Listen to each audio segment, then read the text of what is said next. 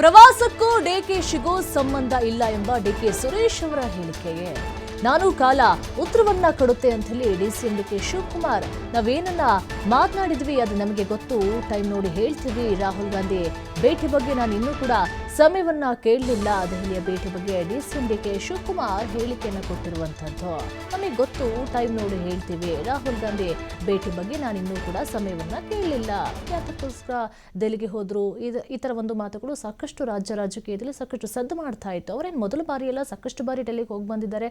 ಅದೊಂದು ಯಾವಾಗ ಡೆಲ್ಲಿಗೆ ಹೋದ್ರೂ ಕೂಡ ಸುದ್ದಿ ಆಗ್ತಾನೆ ಇರುತ್ತೆ. ಈ ಬಾರಿ ಏನಾದರೂ ಹೈಕಮಾಂಡ್ ಅನ್ನ ಮೀಟ್ ಮಾಡೋದಕ್ಕೆ ಹೋಗಿದ್ರಾ ಎನ್ನುವಂತ ಸಾಕಷ್ಟು ಪ್ರಶ್ನೆಗಳು ಕೂಡ ಹೇಳ್ತಾ ಇತ್ತು. ಈ ಸಂದರ್ಭದಲ್ಲೂ ಕೂಡ ಮಾತುಗಳನ್ನ ಹೇಳಿದ್ದಾರೆ. ಯಾವ ಟೈಮಲ್ಲಿ ಏನು ಮಾಡಬೇಕು ಅಂತ ಗೊತ್ತು, ರಾಹುಲ್ ಗಾಂಧಿ ಭೇಟಿ ಬಗ್ಗೆ ಇನ್ನೂ ಕೂಡ ಸಮಯವನ್ನ ಕೇಳಲಿಲ್ಲ ಎನ್ನುವಂತಹ ಮಾತನ್ನು ಕೂಡ ಹೇಳಿದ್ದಾರೆ.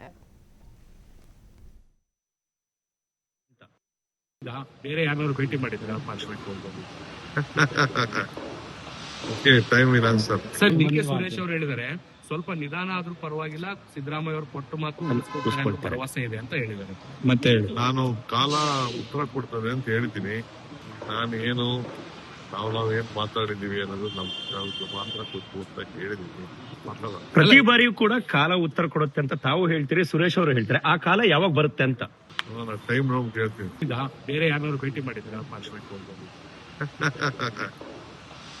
ಟೈಮ್ ಇಲ್ಲ ಸರ್. D K Suresh